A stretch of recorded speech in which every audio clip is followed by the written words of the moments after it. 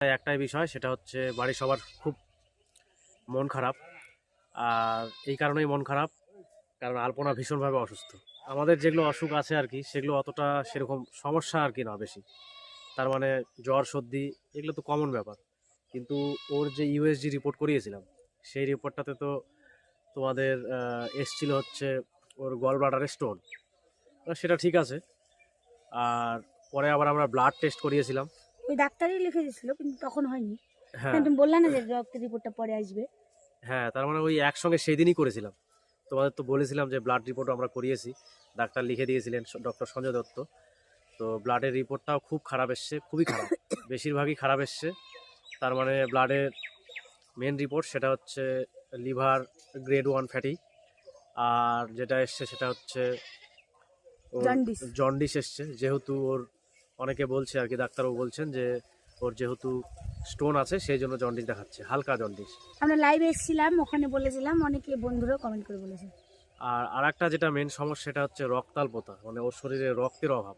Haemoglobin 6.5, আর blood ওর যে group সেটা হচ্ছে ও নেগেটিভ। এর আগে ওর অপারেশন যখন হয়েছিল, টিউমার অপারেশন হয়েছিল, তোমরা অনেকে জানো না। তখন ও অনেক দিন আগে, তাই না? এখন থেকে প্রায় 4 বছর আগে হয়েছিল। হ্যাঁ। তো সেই এখানে ধরা পড়ছিল না অসুখটা।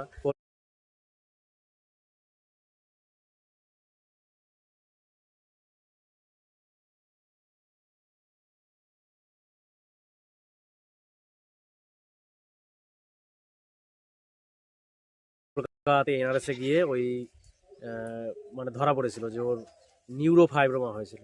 তো রগের টিউমার। সেই জন্য ওখানে অপারেশন ওটা করতে হয়েছিল, প্লাস্টিক সার্জারি। আর না, খুব, প্লাস্টিক সার্জারি করিনি আমরা। যাই হোক আমার মনে হচ্ছে না। করতে আর বলেছিল কিন্তু করিনি। আর খুব সেনসিটিভ আর কি জায়গায় অপারেশন হয়েছিল, ইউটেলাস টিউমার ছিল। আর এখন যেটা ওর সমস্যা সেটা হচ্ছে রক্তে হিমোগ্লোবিনের পরিমাণটা খুবই কম, 6.5।